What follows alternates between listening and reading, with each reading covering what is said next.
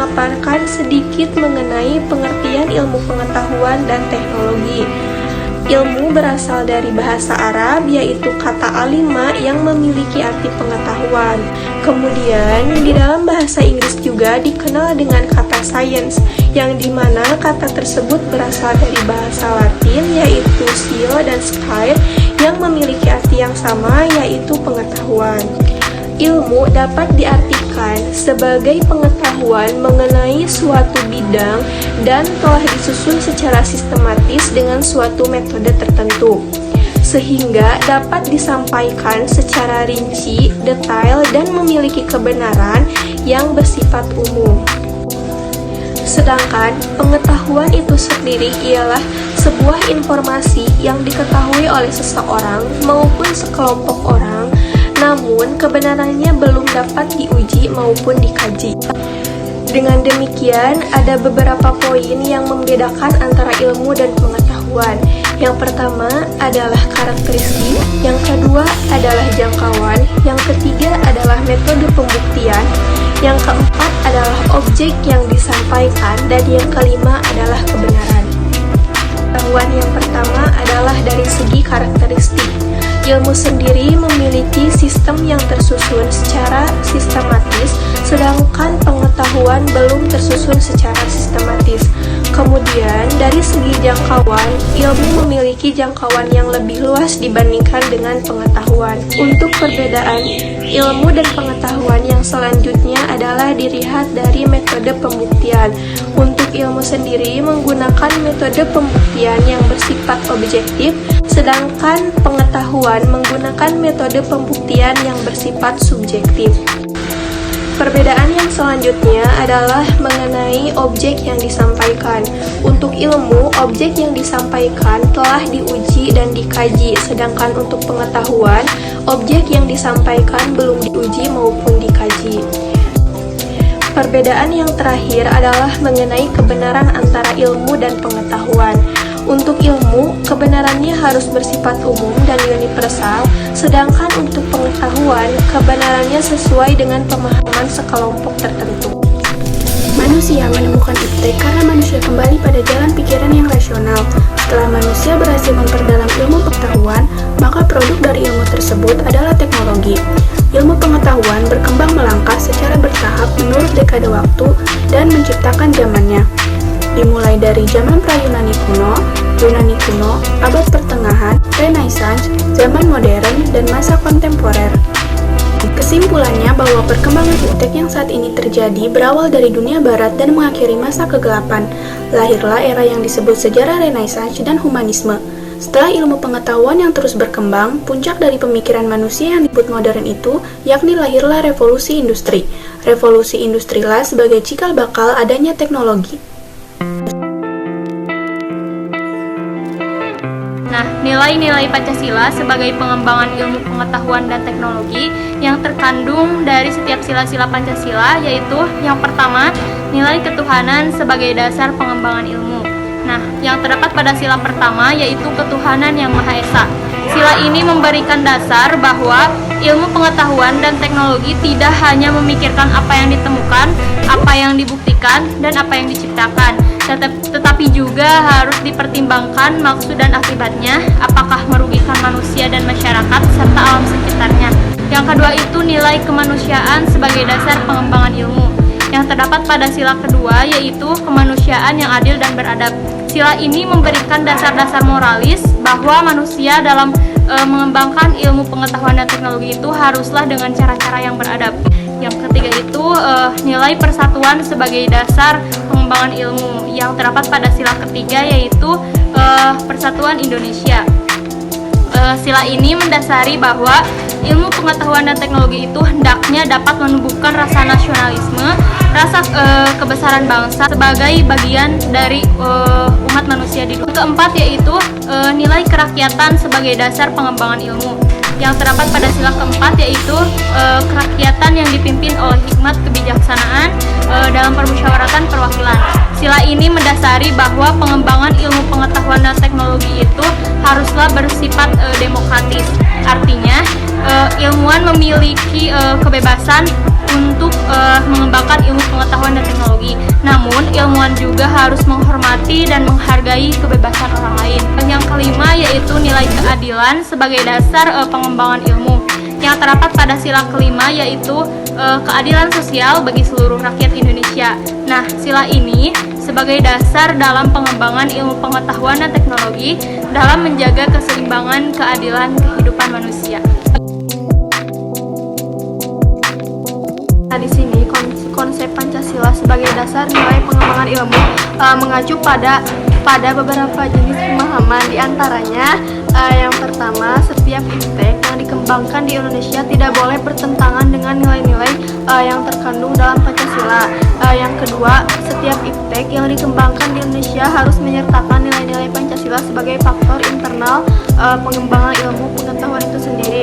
Nah, yang ketiga, nilai-nilai Pancasila berperan sebagai rambu normatif bagi pengembangan iptek di Indonesia.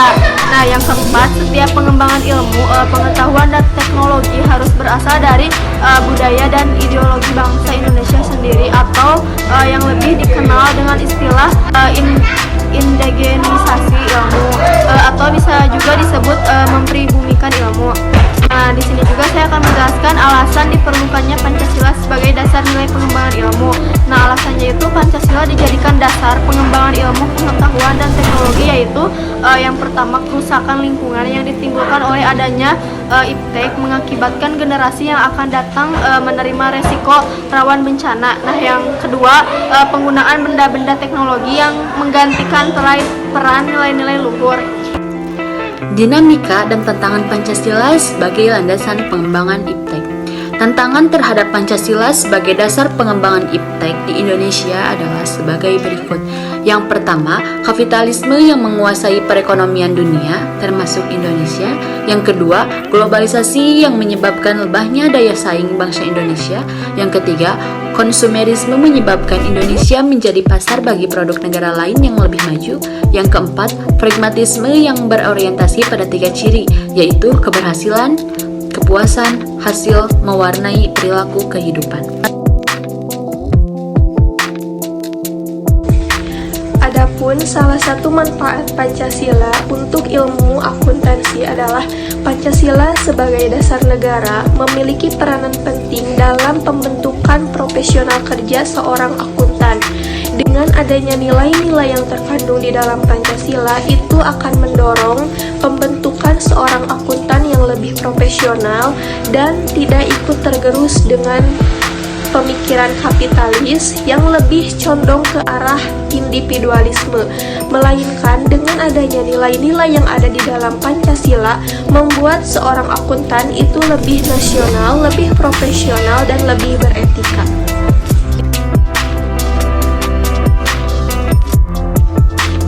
Bagaimana cara kita menjadikan Pancasila untuk melandasi keilmuan akuntansi? Salah satu karakter yang wajib dimiliki oleh seorang akuntan adalah kejujuran dalam bertindak serta berperilaku. Tidak sedikit peluang yang ada untuk melakukan kecurangan dengan membuat pemalsuan dalam data, laporan keuangan yang dilakukan sendiri, atau bahkan kerjasama antar beberapa orang demi mencapai kepuasan kelompok tertentu. Diperlukan kesadaran diri seorang akuntan terhadap tindak kecurangan, karena dalam membuat laporan keuangan, seorang akuntan mempertanggungjawabkan hasil pekerjaannya tidak hanya di hadapan manusia, namun juga di hadapan Tuhan Yang Maha Esa. Berdasarkan Pancasila pertama, seorang akuntan mempertanggungjawabkan hasil pekerjaannya kepada Tuhan Yang Maha Esa. Kebenaran atau kecurangan yang diperbuat oleh seorang akuntan akan dicatat sebagai amal baik maupun amal buruk. Hal tersebut berkaitan dengan sikap jujur, karena dari kejujuran maka hasil keuangan akan dibuat secara benar. Kejujuran termasuk sebagai nilai Pancasila sila kedua dan sila kelima. Sila kedua memiliki makna yang berarti seorang akuntan harus berperilaku adil, dalam arti tidak boleh berperilaku curang untuk mementingkan keuntungan suatu kelompok sehingga merugikan pihak lain. Sila kelima memiliki makna bahwa seorang akuntan harus turut serta dalam mensejahterakan rakyat melalui profesinya, yaitu dengan bersikap jujur dalam bekerja.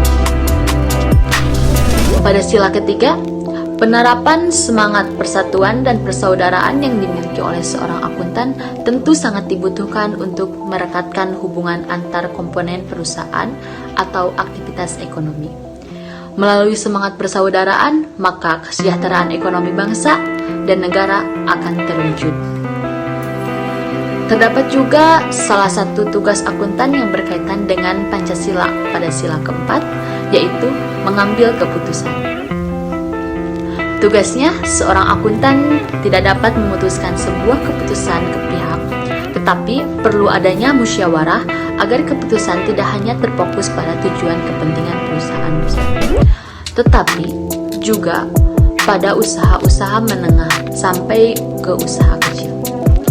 Hal ini dilakukan karena profesi akuntansi sebagai pihak netral dan tidak memihak dalam memberikan informasi mengenai laporan untuk usaha apapun. Jika tercapainya sikap netral, maka akan dengan sangat mudah terrealisasi kesejahteraan dalam usaha atas keberhasilan dalam mengimplementasikan kebutuhan alokasi anggaran yang dibutuhkan oleh pengelola usaha. Di sini saya akan memberikan kesan pesan saya selama belajar bersama Pak Adi, yaitu kesannya itu tentunya sangat senang sekali dan saya bisa mendapatkan ilmu yang sangat bermanfaat untuk kami semua, dan saya mengucapkan terima kasih kepada Pak Adi yang telah memberikan ilmunya kepada kami. Pesannya yaitu kan sekarang sedang pandemi, tentunya di dalam perkuliahan itu terdapat rintangan dan tantangan yang dihadapi. Semoga Pak Adi tetap semangat dalam mengajar dan semoga Pak Adi sehat selalu. Terima kasih. Wassalamualaikum warahmatullahi wabarakatuh. Pesan dan kesan saya selama belajar bersama Pak Adi. Nah, kesannya itu menurut saya tentunya sangat menyenangkan, dan juga saya mendapatkan banyak ilmu, dan juga menurut saya tugas-tugasnya itu sangat menyenangkan sekali dan tidak sulit. Mungkin pesannya itu semoga Bapak sehat selalu dan terus semangat. Mungkin sekian yang dapat saya sampaikan. Mohon maaf bila ada kekurangan. Wassalamualaikum warahmatullahi wabarakatuh. Untuk kesannya tidak banyak yang bisa saya katakan. Terima kasih yang sebesar-besarnya karena Pak Adi sudah sabar dan berbagi ilmunya kepada kami. Banyak sekali tantangannya, tetapi Bapak tetap semangat mengajarkannya kepada kami. Untuk pesannya, saya mohon maaf karena sering keluar masuk Zoom, itu karena jaringan internet di rumah saya kadang tidak stabil. Pesan untuk Bapak, semoga tetap semangat mengajarnya. Terima kasih.